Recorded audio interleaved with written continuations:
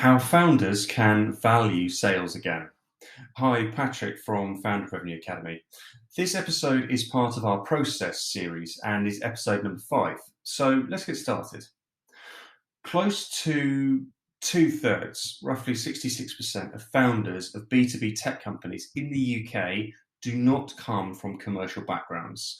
That is to say, they have a dev or engineering background. And if you're watching this video, you could easily be one of those majority. And because of this, sales can be seen as a bit of a dirty word sometimes. So this is really what I wanted to address in this particular video. So think of the last time you went into a shop and you were immediately pounced on by a sales assistant asking how they could help. Our normal response is, I'm fine, thanks, I'm just browsing, or I'm good, thank you, or words to that effect. This is because we're conditioned to say no when we feel cornered and we really pull our shutters up. So the sales assistant is simply doing their job and asking if they can help, but because they've approached you before you were ready, you resist their advance, pick up a few items potentially, and then more likely leave the store without actually making any kind of purchase. So equally, if you walk into a shop and no one comes and offers help, or you have to find an assistant to then be met with a sigh of inconvenience to your request of help, this too is a negative experience. And this is maybe the feeling we conjure up when thinking of sales. So we need to reframe this in our own minds. So how I've approached this is in two ways.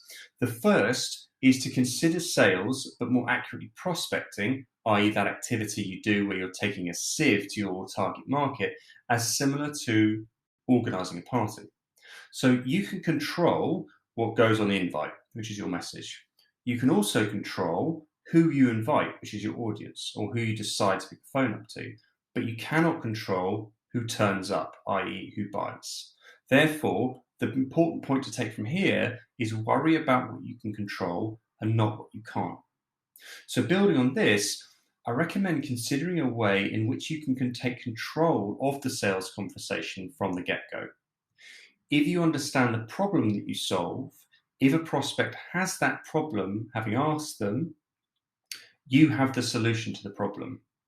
In the same way, if they had a headache and you had the only aspirin, you would retain the power of that interaction and could likely sell that aspirin at a premium price.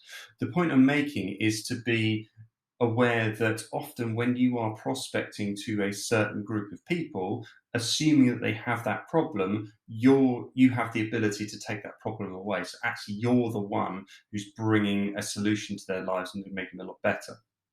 So the value of sales is directly proportional to the intensity of the problem you're fixing, but more importantly, not being attached to the outcome.